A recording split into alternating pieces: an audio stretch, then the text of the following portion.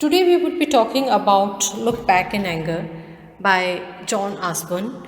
And this play is about a couple, Allison and Jimmy Porter. And it talks about their marital struggles and their struggle for survival in a society.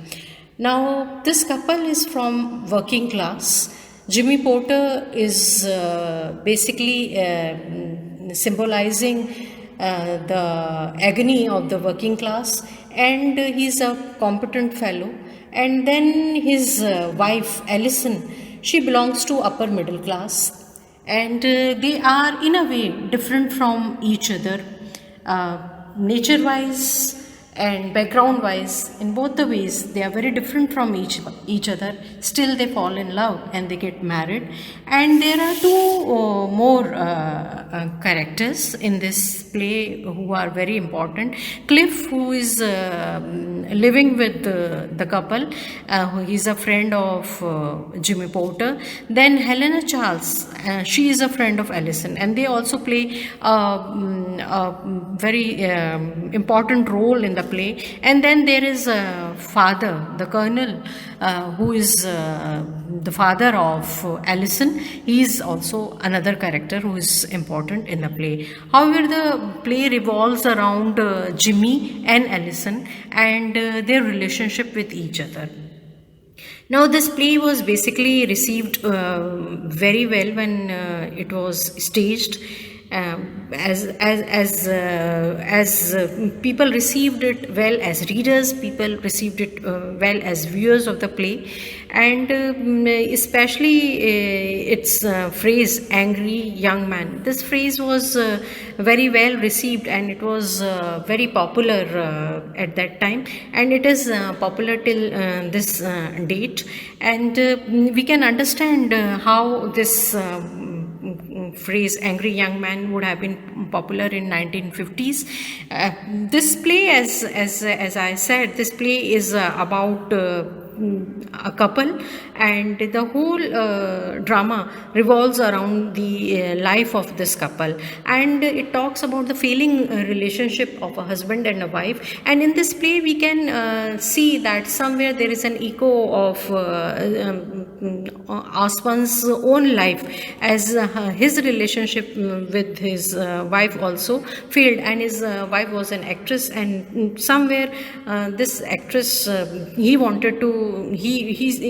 somewhere wants to reflect upon the fact that since his wife was an actress, she belonged to a different social category than he himself belonged to, and there was that is why there was a rift between them, and they had to struggle for the survival of their marriage. Now, in this play, we would see that it has a very small plot, and the play runs in 3 acts. And as far as the acts or the plot construction is there, the play has a traditional plot construction of 3 acts.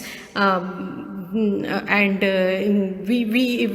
the play opens with a scene where Jimmy Porter's it is a scene from Jimmy Porter's home. It is Sunday, and this is a 1 bedroom flat, and Jimmy is reading a newspaper. At the same point of time, he is chatting with his friend Cliff. His wife Allison is ironing, so she's ironing the clothes, and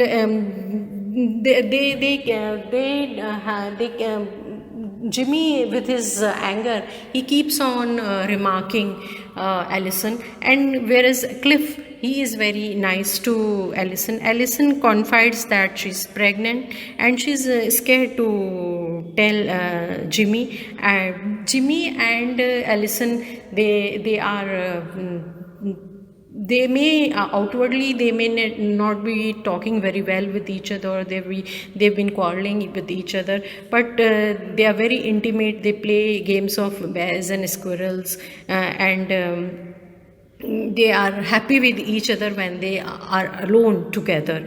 And then we see that there is another character who is Helena, who is a friend of his wife, and she also plays an important role in the play. When Allison is there, and Jimmy strikes Allison and she leaves Jimmy, then we see that Helena tries to take the place of Allison, and she realizes, or maybe Jimmy also realizes, that nobody can take place of Allison. And then in the last scene, we see that Allison and Jimmy are together and they are playing those games once again with each other, and they are happy with each other. And the problems which were there with them earlier, they have not gone. They are still there, but somewhere their intensity has been reduced with the time. Jimmy has mellowed down. Allison has realized the importance of Jimmy in her life, and they have many things. Allison is not feeling well, and she's already suffered physically, she's already suffered mentally, and Jimmy knows he has to grow and he has to live and he has to struggle within the same atmosphere where Allison is at the center of his life. And somewhere it is not all that dark, it is not all that to be angry about, because Allison is the ray of hope in his life. And the play in itself carries many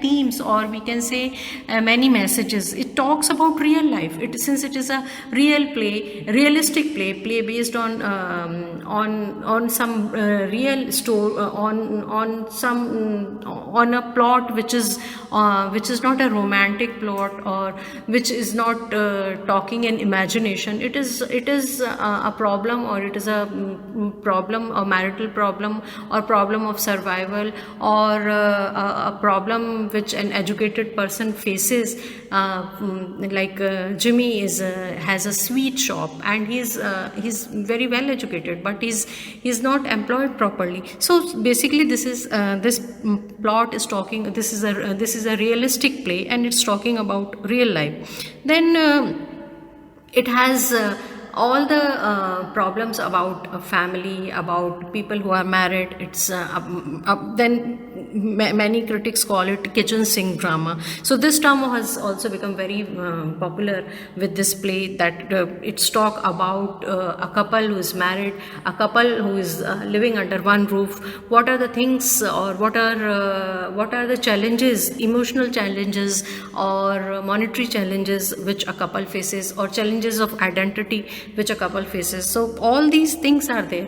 Kitchen sink drama, the term appears to be very simple, but it has many other things which are in the background that needs to be discussed. Then the term angry young man, why this term was coined with this play, why this term is associated with this play, why Jimmy Potter is angry young man, why a group of writers felt that they belong to this category, why this term became very popular after Second World War, why there was so much of disillusionment after Second World War, why people were rendered unemployed, why there was why some dream had been crumbled at that point of time. Was there an American dream, or was there a feeling of utopia everywhere? How such feelings were devastated? What happened? What were the reasons? Why we can identify Jimmy Potter with the image of angry young man? These things need to be explored. Then there is loss of innocence. People are innocent. Jimmy is basically very innocent. Allison is basically very innocent. Jimmy is innocent in his own way. Allison is innocent in her own way. They have they do not have happy family backgrounds. Jimmy lost his father long back, and he's almost fatherless. So there is nobody to check him. There is nobody to love him. There is nobody to support him. He doesn't know what a shelter is, how we can depend upon somebody emotionally, physically, mentally, or economically. So all these things are there. Then Allison is, she has her father there, but somewhere she may not have been able to relate to her father very well, and she is able to relate to Jimmy, who is very different, who is from a different social background. So the emotional thread, or something which unifies people emotionally, that bond is lacking. Then we have complete disillusionment over British culture. British culture looks like as if something is dying, something has lost its vibrancy, something we are the whole British culture, which was reflected as something very vibrant, or something which is living all the time, or which is a great culture, or which should be copied, or which should be treated as an example for others, had come to a standstill. It was almost it was like a sleeping world. It has come like a dead world. So the sense of negation was there, and sense of nihilism was there. So we feel that why one has to look back in anger. Is there anything very big, or anything very grand culturally that one can rely upon? There is a sense that it was almost like a cultural sleep, and so it was a situation where person does not feel that he belongs to something emotionally or culturally, or he belongs to something even politically or economically. So there was as if everything has been rejected or negated. And then British Empire,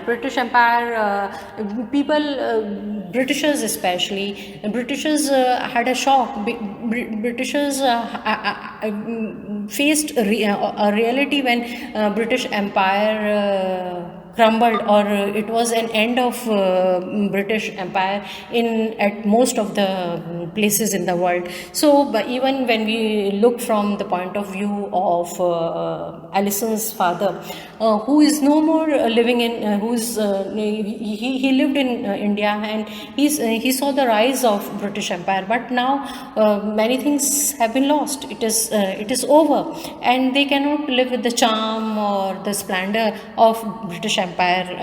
And then there is a feeling of a man, his masculinity, and glorifying the ego of men through Jimmy Potter, or through the phrase angry young man. So whether it is right or wrong, whether to accept Jimmy the way he is, or whether to reject him, whether it was right on the part of Allison to come back to Jimmy, or she belonged to a different world and she should have been living on her own, and she should have been making her own life or making her own identity.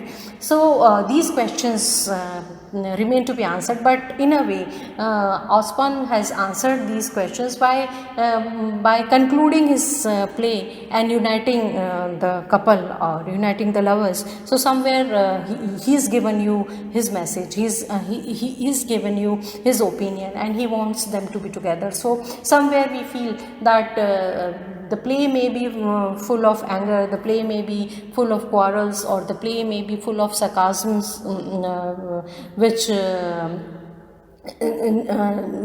come from the mouth of Jimmy. But at the end, the play needs peace. At the end, the characters in the play, they need peace. Society needs peace, and they want to live happily. They want to love. Love is is the supreme feeling, and that wins in the end. Thank you.